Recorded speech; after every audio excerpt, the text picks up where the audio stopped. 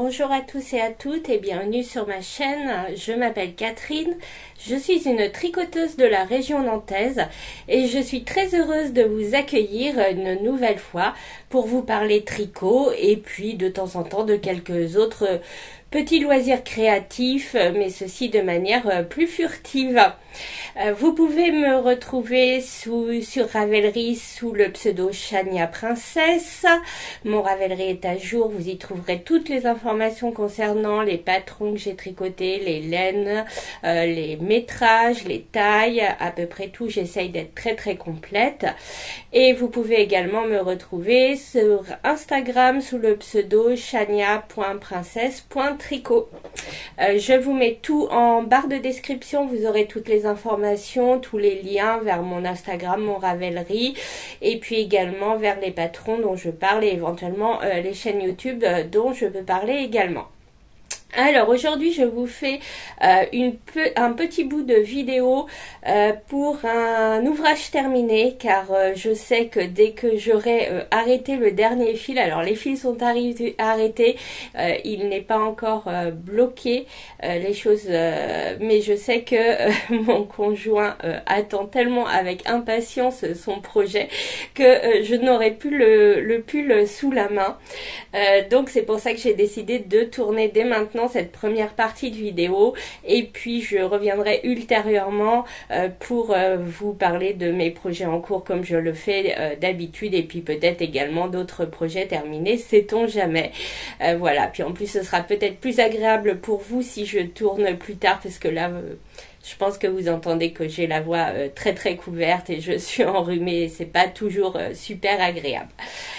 Voilà, donc je vais donc vous parler aujourd'hui du Moby Sweater Man que j'ai tricoté donc pour mon conjoint, qui est donc un modèle de petite knit, et donc je vous le présente terminé. Alors les fils sont pas tous rentrés, presque, mais en tout cas il est terminé, il reste plus que quelques fils à rentrer. Le blocage, je sais pas trop si je vais le bloquer ou pas, parce qu'il fait pas très chaud chez nous et j'ai peur qu'il mette une éternité à sécher, donc je pense honnêtement qu'il va le porter comme ça dans un premier temps, et puis bah tant pis, hein, je le bloquerai ultérieurement. Donc je vous le montre, j'arrête de parler.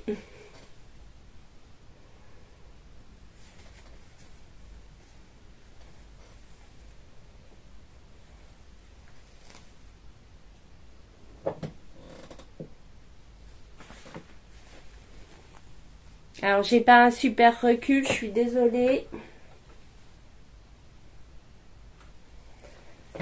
Voilà, bon globalement ce que ça donne. Donc c'est un modèle de petite knit que l'on trouve sur Ravelry au prix de 6,98 € TVA française, donc 50 couronnes danoises. C'est un modèle qui existe en anglais, en français, en danois, en allemand et en norvégien. Moi j'avais téléchargé et la version française et la version anglaise, mais finalement je l'ai tricoté en anglais, car bon, j'ai essayé de comparer un petit peu. J'ai commencé avec la version française par flemme, hein, purement, on va être clair, parce que j'ai pas trop de soucis avec l'anglais, et puis je me suis aperçue qu'au niveau traduction on n'était pas génial, donc du coup j'ai oublié la version française. Donc faites attention le jour où, si vous le faites, attention à la version française quand même. Alors la traduction elle est correcte, hein, il n'y a pas d'énormes erreurs, mais j'ai trouvé moyen quand même sur certaines choses. Je trouvais que c'était plus détaillé, plus clair en anglais. Voilà, donc c'est un modèle que j'ai tricoté comme en fil recommandé par la designeuse, donc en péruviane de Filcolana. Ne bougez pas.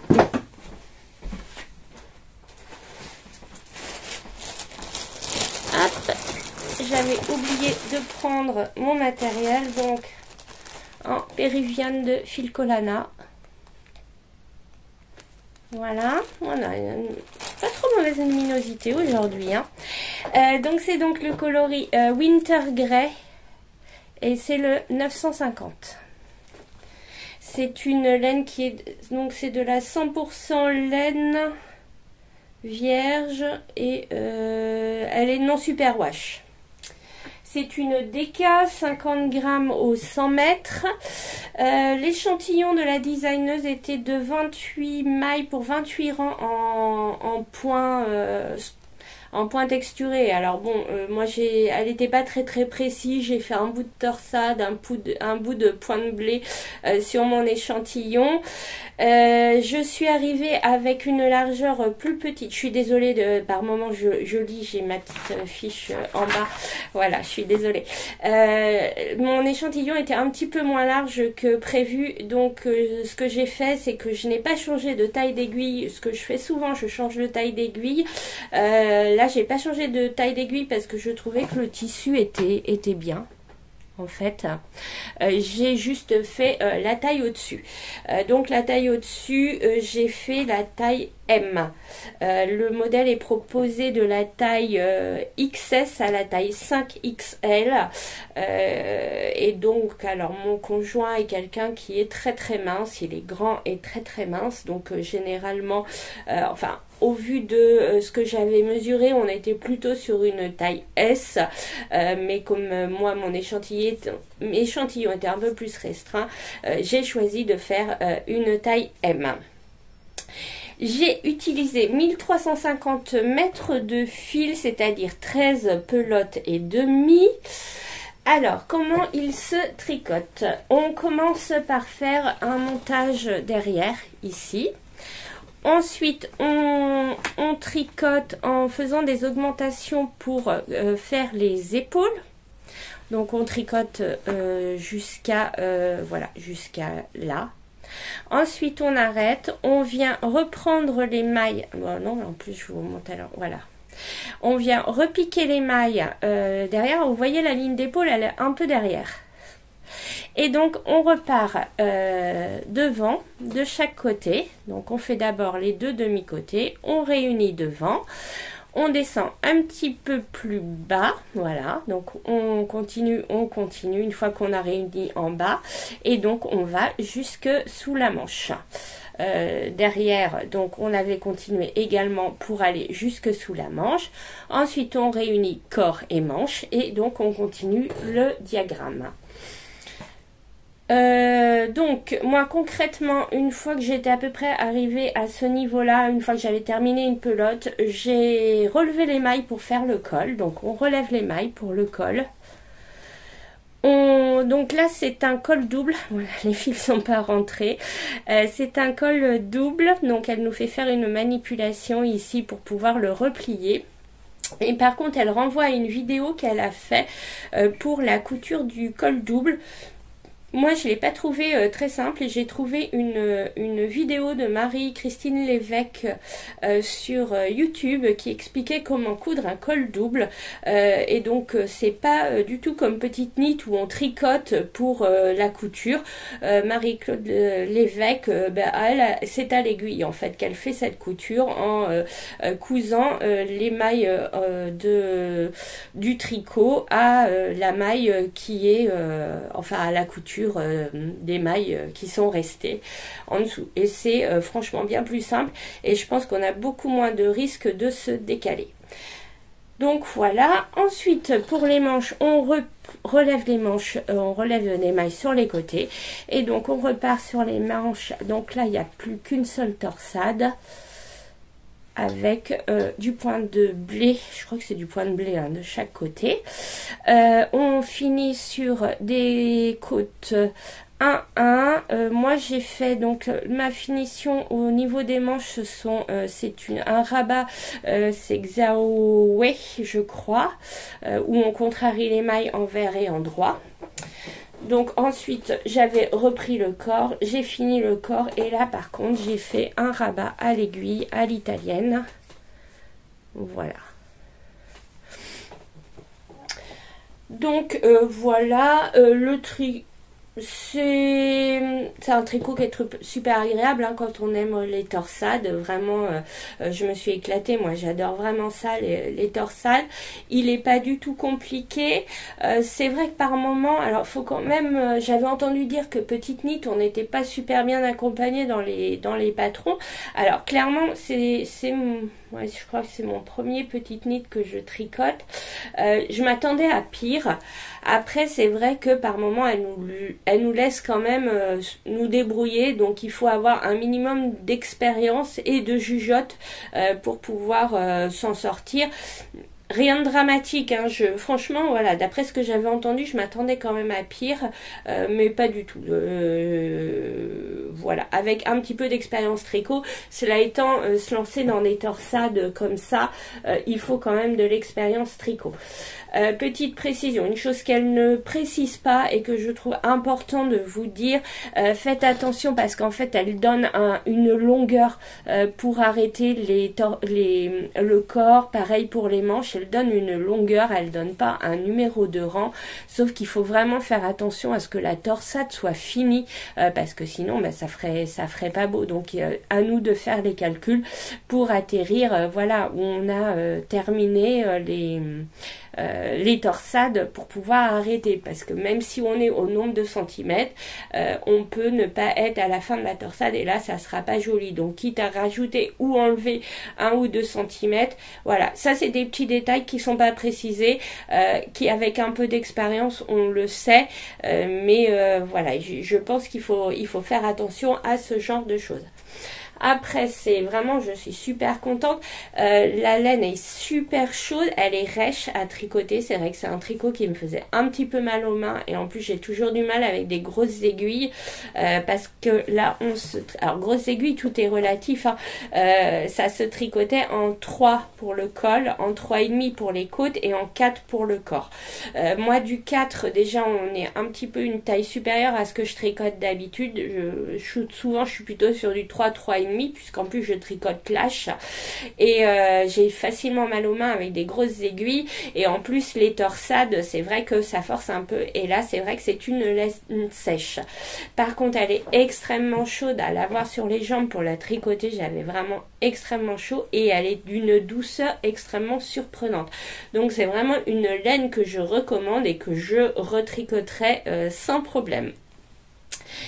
Voilà, que vous dire d'autre? Bon, j'ai rien modifié à ce modèle-là. C'est un modèle que j'ai tricoté en 2 mois, puisque j'ai commencé le 17 novembre et que j'ai terminé le 15 janvier. Alors, il faut prendre avec des pincettes le temps pendant lequel je tricote, puisque comme vous le savez, je ne suis pas du tout mono en cours. Voilà, que vous dire, rien d'autre. Est-ce que c'est débutant compatible? Pas du tout. Il faut quand même avoir un petit peu d'expérience. Une fois qu'on a un petit peu d'expérience en torsade et en tricot, oui, on peut se lancer. On n'a pas non plus besoin d'avoir 15 ans d'expérience en tricot, mais un petit peu quand même, parce que il n'est pas de toute simplicité. Voilà, je vous le remontre. Je vais dès ce soir rentrer tous les fils et je pense que demain monsieur l'appréciera à sa juste valeur, parce que là il fait extrêmement froid en ce moment. Voilà, je vous laisse sur cet ouvrage et je vous reprends ultérieurement pour la suite d'ici quelques jours, je pense. Alors, je reprends la suite de la première partie qu'on a vue et j'ai bien eu raison de vous la tourner, puisque depuis, monsieur ne lâche pas son pull, donc j'aurais eu du mal à vous le montrer. Alors, il y a eu une petite faille spatio-temporelle, puisque la première partie, je l'ai tournée il y a une bonne semaine. Et donc là, aujourd'hui, je vais vous tourner la suite, vous montrer du coup mes encours, mes petites nouveautés. Et puis ça va être relativement rapide parce que j'ai pas travaillé sur beaucoup d'encours différents. Voilà. Alors, j'ai toujours un petit peu la voix couverte. Ce que je porte, c'est un vieux pull Bergère de France, voilà, que j'aime beaucoup. Je vous le montre. Voilà, avec les coutures à l'ancienne. Voilà, couture ici, couture ici. Il était tricoté, je crois que c'était de la Lima, ça s'appelait la laine, c'était de la 100% laine de chez Bergère de France. Voilà, Depuis, j'ai terminé un nouvel en cours qui devait être pratiquement terminé, je crois, dans ma précédente vidéo. Voilà, des chaussettes vanille toutes simples. Alors, on est toujours un peu surexposé comme d'habitude, mais j'ai franchement beaucoup de mal avec la luminosité ici. Donc, tricoté, ça c'est de la Fabelle de Drops. Et je crois, attendez, j'avais sorti mes petites étiquettes. Et donc ça, c'est de la Katia Concept Oni. Voilà. Donc chaussettes à rayures, toutes simples, avec un talon, avec un gousset sous le pied. Et renforcé, voilà. J'aime beaucoup cette forme, donc j'aime beaucoup commencer par la pointe parce que je trouve que ça permet de mieux gérer la quantité de laine qu'on a. Donc voilà pour des petites chaussettes vanille toutes simples. Ensuite, hop, attendez, parce que je suis pas super bien installée. Puisqu'on en est dans les chaussettes, j'ai donc monté de nouvelles chaussettes puisque j'avais terminé mes chaussettes vanille. Donc avec un autorayant du bruit des aiguilles. Voilà. En fait, ce sont des boulettes que j'ai achetées sur le site de... Donc, donc Anna du bruit des aiguilles fait une vente de temps en temps de ce qu'elle appelle des boulettes. C'est-à-dire que pour elle, ça a un défaut ou voilà, la couleur ne correspondait pas à ce qu'elle attendait. Et donc, enfin, moi, c'est très très bien, hein, le résultat est vraiment très très bien. Et le nom. Décidément, donc, c'est de la 85% Merino Superwash, 15% nylon. Le bruit des aiguilles. Donc, le coloris sauge pour l'uni. Et c'était un équivalent de la forme de l'eau ou force de l'eau. Le défaut sur une rayure kaki, bon, j'ai pas été très loin donc jusqu'à présent, donc c'est pas voilà, je n'ai pas encore vraiment vu le défaut. Voilà ce que ça donne. Alors, vous êtes bien au niveau des couleurs. Moi je suis surexposée, mais en tout cas pour la laine on est plutôt pas mal. Donc voilà pour les chaussettes en cours, chaussettes vanille. Ensuite, j'ai travaillé sur une autre paire de chaussettes qui sont les chaussettes que je réalise avec les laines de mon calendrier. Donc, calendrier du Petit Labo Audrey V. Voilà, et je me suis basée sur, que je retrouve le nom. Ce sont les chaussettes Osvaldo de Audrey Borrego que j'ai un petit peu modifié à ma sauce puisque je me suis plantée dans la réalisation de la petite tresse qui est ici et du coup qui apparaissait de l'autre côté de mes côtes, je ne sais pas pourquoi. Du coup je suis repartie, j'ai fait un grand raccourci pour repartir dans l'autre sens. En plus mes côtes du coup elles sont jolies parce que c'est des côtes, je vais pas vous donner le modèle mais c'est un peu particulier. Voilà, et donc ensuite ce sont, excusez-moi, ce sont des, voilà, il y a des côtes dans ce sens-là et de temps en temps on fait une ligne, on voit pas très bien. Hop, comment je peux vous montrer ça? Il y a un point un peu texturé. Voilà, vous voyez, il y a un point texturé qui apparaît. Donc, j'en ai fait une, j'en ai une terminée. Et donc ça c'est la deuxième. Donc j'ai passé le talon, c'est un talon renforcé à gousset. Et voilà, je pense l'avoir terminé puisque mon challenge c'est de faire une chaussette par mois. Donc je pense l'avoir terminé pour la fin de mois. Il me reste quelques jours, mais voilà, il me reste plus grand chose à faire. Donc ça sera très bien, ça sera terminé.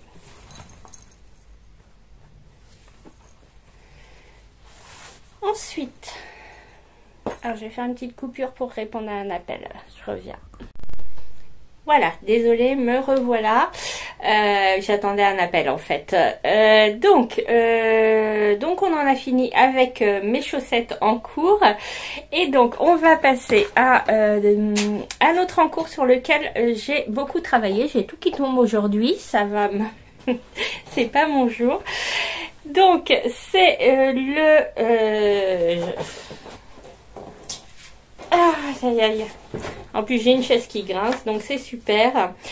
Donc, c'est le gilet que je fais pour ma maman, qui s'appelle le Nascent, qui est d'un modèle d'Amanda Kramer, que je tricote en Malabrigo Socks, coloris Ravelry Red, un très beau rouge. Et donc, voilà où j'en suis. Voilà, le rouge il est un petit peu plus clair. J'ai fermé un peu les volets, mais il y a toujours cette luminosité. Donc voilà, avec une très très jolie dentelle.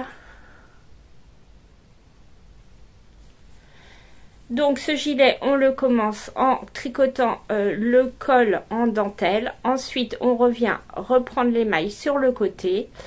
Et on commence à faire des raglans avec la dentelle du col sur le côté. Et donc là, moi, je viens juste de séparer les manches du corps. Voilà. Donc, c'est un gilet à col châle. Voilà, j'essaie de vous montrer ce que ça va donner. La luminosité. Alors franchement, si vous cherchez une vidéo de qualité, c'est pas ici. Hein, donc franchement, je suis désolée. Je fais comme je peux. Mais c'est pas facile de trouver le bon moment, le bon timing, la bonne luminosité. Voilà. Donc voilà pour le gilet sur lequel j'ai beaucoup tricoté et qui est extrêmement long à faire avec cette jolie dentelle qui est vraiment... par contre, loin d'être zéro cerveau. Hein. Et puis bon, c'est quand même un ouvrage que je tricote en aiguille 3. Donc bon, ça ne va pas vite du tout. Mais bon, je voulais vraiment l'avancer pour... je veux pas dire le mot m'en débarrasser, mais c'est un petit peu ça parce que là j'ai tricoté beaucoup pour les autres, j'ai tricoté pour mon conjoint, je tricote là pour ma maman et en fait je vois que ce que je tricote pour moi ça n'avance pas du tout. La preuve, je vais pas vous parler du Terreno, je vais pas vous parler du Châle Resplendance, je vais pas vous parler, qu'est-ce que j'ai d'autre, le Longline Cardigan, excusez-moi, de Rory Locatelli, parce que tout ça, en fait, j'ai pas travaillé dessus. Je me suis beaucoup concentrée sur le gilet de ma maman, enfin, terminer le pull de mon conjoint, maintenant le gilet de ma maman. Bon, je voudrais tricoter un petit peu pour moi de temps en temps. Alors, bon, je tricote pour moi quand même, puisque je vais vous montrer mon nouveau caston, parce que oui, j'ai quand même castonné. Donc, comme je vous avais dit dans ma vidéo bilan et projet pour 2025, je souhaitais tricoter les laines de mon stash. Et donc, j'avais répertorié toutes les laines de mon stash et j'avais mis tous les noms sur un petit bout de papier que j'avais mis dans un sac. Alors bon, j'ai 39 projets je crois maintenant, parce que depuis la vidéo j'ai aussi d'autres choses, parce que j'avais fait une grosse partie de mon stash, l'essentiel, mais depuis j'ai retrouvé des idées avec toujours des laines de mon stash, hein. Même si non, je vais pas être en no-buy parce que je veux pas me mettre cette contrainte là, mais je veux tricoter majoritairement ce que j'ai à la maison. Et donc j'en ai un petit peu rajouté depuis, puisque je suis tombée sur des modèles pour lesquels j'ai des restes de laine, de la laine, et qui sont faisables. Donc je les ai rajoutés à ma liste, et donc j'ai rajouté des petits bouts de papier. Je crois, attendez, ne bougez pas. Bon, remarquez, vous n'allez pas aller loin. Qu'est-ce que j'ai fait? Bon, je l'avais sorti ce matin. Je vais chercher ça. Bon, eh bien, j'ai pas retrouvé. Si, tenez. En fait, si, je sais où je l'ai mis en préparant ma vidéo. Donc, voilà, j'avais mis dans cette petite pochette Donc tous les petits papiers de ce que je peux réaliser avec. Donc ça c'est celui que j'ai tiré au sort. Oh, bah j'en perds, c'est super. Voilà. C'est pas mon jour aujourd'hui, hein. C'est pas grave, je vais ramasser après. Donc voilà, des petits papiers. Voilà. Et donc, je tire au sort quand j'ai une envie de castonne. Et là, j'ai tiré au sort. Ça c'est pour voir si vous savez lire à l'envers. Donc la Cumulus Blues. J'étais très très contente d'avoir tiré au sort ce modèle là. Et donc je le tricote dans une laine qui traîne depuis un bon moment dans mon stash. Alors c'est pas de la méga qualité, hein. C'est de la Angel de Bergère de France, coloris goyave. Au niveau compo, on n'est pas sur un truc génial. Si tu mettais tes lunettes, tu verrais mieux. On est sur un 44% polyamide, 32% acrylique et 24% mohair quand même, hein. On n'est pas sur du full plastique, mais ça, ça y ressemble. Mais bon, c'est pas grave. Voilà. J'ai dit que j'utilisais mes laines de mon stash. J'utilise les laines de mon stash. Et donc, j'ai commencé à monter. Donc, je le tricote en double, hein, parce qu'on est sur une lace. Hop. Et donc, j'ai commencé à monter la Cumulus Blues, donc de petite knit. Et voilà où j'en suis. Bon, c'est dans l'autre sens en fait, hein. Donc, on commence par monter les mailles du dos. On tricote en faisant des augmentations. Donc, on commence les augmentations raglant. Et on fait en même temps des augmentations sur le côté. Pour pouvoir en fait avoir un dos qui monte plus haut que le devant.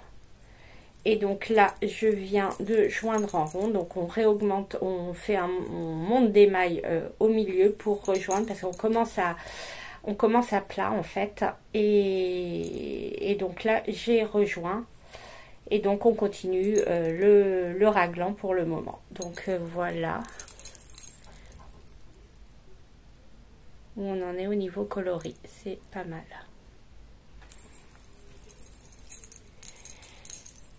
Donc voilà pour mes avancées tricot. Comme je vous avais dit, il n'y a pas grand chose. Et puis je vais juste vous montrer, donc comme je vais bientôt avoir terminé ma paire de janvier avec mes laines de mon calendrier de l'Avent, et bien je vais bobiner mes laines pour le mois de février. Et donc je les avais sorties, hop, j'ai mini ici, et donc voilà ce que je vais bobiner pour être prête pour le mois de février. Donc j'hésite entre pas mal de modèles pour le moment, je ne suis pas encore 100% décidée. Donc je vais voir, bah écoutez, vous saurez dans ma prochaine vidéo ce que je vais castonner avec. Voilà, donc c'est une vidéo qui va être plutôt courte, parce que j'ai pas grand chose à vous montrer au niveau du nombre de choses sur lesquelles j'ai travaillé. Voilà, je ne sais pas du tout quand je reviens, puisque je pars en congé en fin de semaine prochaine. Excusez-moi, je pars pour 10 jours chez mon fils à Copenhague. Donc je suis en train de réfléchir à ce que je vais emmener et tout, comme d'habitude. Et donc je pense pas que je refilmerai avant mon départ. Là-bas c'est toujours un petit peu plus compliqué parce que je suis jamais seule. Mais sait-on jamais. Et puis dans tous les cas je reviendrai après mon retour. Donc je rentre le 10 février. Donc je filmerai sans doute dans les jours qui suivent. Voilà, je vous remercie de m'avoir suivi jusqu'ici. Je vous remercie pour vos abonnements. Je vous remercie pour vos commentaires qui me touchent toujours beaucoup et auxquels j'essaye de répondre le mieux possible. Alors parfois je mets du temps à répondre parce que simplement je ne veux pas répondre entre deux portes.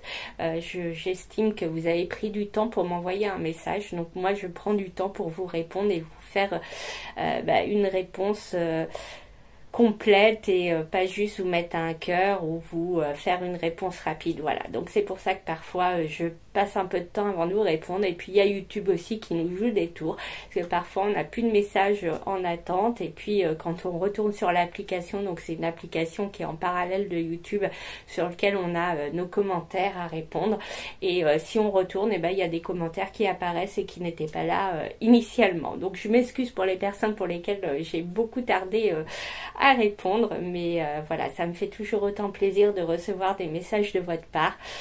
Donc n'hésitez pas, et puis en attendant, prenez soin de vous, prenez soin des vôtres, et puis faites-vous plaisir, parce que c'est important de se faire plaisir dans la vie, et je vous dis à très très bientôt.